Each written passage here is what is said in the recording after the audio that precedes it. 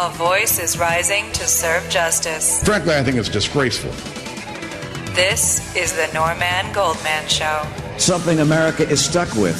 The home of fierce independence, intelligent dialogue, and passionate logic is right here, right now. My vision to get America working again and provide a brighter future for our kids. America, this is the dispenser of fairness. This is the unfiltered truth. This is Norman Goldman. Come on, admit it. You're really glad that guy's not president. Blow it out. Hi there. I hope you had a very nice weekend. I trust you did have a very nice weekend. Mine was okay, but, it's not about me. It's about you. It's about us. And I'm really going to start on that theme today as we get started on a very interesting Monday. Thanks for being with me, as always, right here where we serve justice daily, the Norman Goldman Show. Government is not the solution to our problem. There you go again. Well, there I go again. Mark. Hey, Norm, it's Mark Taylor-Canfield. Hiya, Mark. I got some breaking news about the election results. Well, you know what Stephanie Miller says, when news breaks here, it's broken. It stays broken. I blew Stephanie's punchline. There you go. Anyway, go ahead. We're breaking it. Actually, I've been reporting about this at Thom Hartmann Show and at Daily Kos and Truth Out, but all of the political consultants are completely shocked that Seattle has a new socialist member of our city council. A socialist?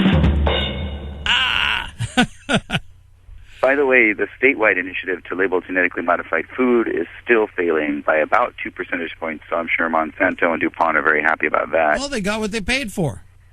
Yes. They bought that election fair and square.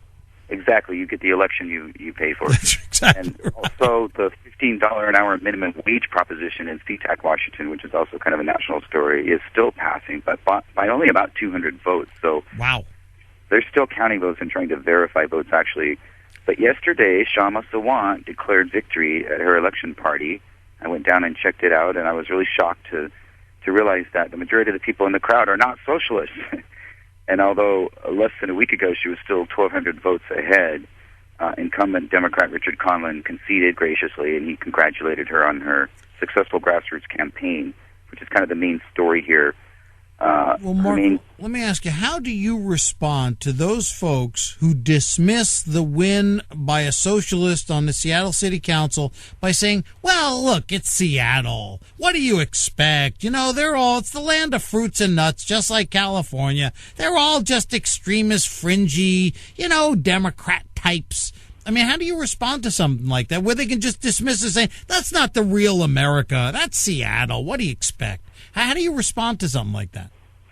Well, if I was consulting the consultants, I would say that her main reason for winning is that she chose one issue, $15 an hour minimum wage in Seattle. That's her issue. In fact, she said last night that there are plans to run that as a statewide initiative next year, so look out for that. But I think Seattle, although it might be very progressive and liberal in a lot of ways, it's also the center of corporate culture, because you have to remember we've got Google, Amazon, Boeing, Microsoft, Starbucks, a lot of those corporate headquarters here. And I live, believe me, blocks from that kind of corporate culture. So you can say that it's a liberal place, but you also have to realize that there are billions and billions of dollars in development going on right now in my own neighborhood, which probably actually has more folks in it than Burlington as well. But but Seattle is, it's been a relatively inexpensive place to live, but with all this corporate development and gentrification, it's become more like living in San Francisco. So that's another issue I think Sawant is going to hit on is rent control, and also reforms on the police department, which has been an ongoing issue in Seattle. But, I'm just surprised that more mainstream, middle-of-the-road folks are supporting her than I expected. So I don't think the fact that she's a socialist, by the way, she's a member of the Alternative Socialist Party, which also ran a candidate named Ty Moore in Minneapolis just a few weeks ago, and he almost won. He came within just a few percentage votes, so it's not just Seattle. But, this is not a socialist or even a left or right issue. I think it's an issue of, one, the working class is something that she pointed out, and two, just the fact that, the corporate interests have taken over, and people want it back. They want the system back. They want to be able to mount these grassroots campaigns. Let me offer you this. Economic populism never goes out of style. I mean, so when you're campaigning against big banks that have, destroyed the economy and now they're doing fantastic, when you talk about, issues that working people and people who are struggling in the middle class, respond to, that stuff never goes out of style. And I think that's where, the people who hear these politicians who get elected, that's what they hear. Mark, I got to move along, but I do thank you for the report. And look, Bernie Sanders, speaking of Vermont, Bernie Sanders got himself elected because he was talking about good government. Simple, clean, effective, non-corrupt, providing services for value. You pay your taxes, you get value provided. I mean, that never goes out of style either. So if we could just get rid of the labels, and I understand it's a big thing, a socialist got elected. Well, why don't we just focus on good government, clean government, non-corrupt government, and getting services that are needed in exchange for reasonable taxation? That's a winning program no matter what. Your calls are straight ahead. Senior Legal Analyst time. In 17 minutes, you're going to love Senior Legal Analyst time. Well, actually, you may not, based on the outcome from the Supreme Court. But I'll have Senior Legal Analyst time for you anyway. In 17 minutes, where justice is always served. The Norm and Goldman Show. You can get more of Norm by signing up for Beyond the Norm at normandgoldman.com. This is the Norm and Goldman Show. But, we seem to have lost our sense of community. And we are seeing a very graphic example of that these days. Now, whether you believe in climate change or not, we can have that discussion another day. But that's really not the upshot of my introduction with you here today. And by the way, I've got Senior Legal Analyst time for you in an hour. Two big stories for you. One of them involves the United States Supreme Court. But, we've got the Supreme Court in focus. I've got Senior Legal Analyst time for you. You simply won't believe what agency of government, I'm leaving it vague because you'll be surprised to hear the answer. You won't believe what agency of the federal government is absolutely leading the way in green energy fuel. You won't believe it? You'll hear it right here during today's show. Let me offer you a thought here.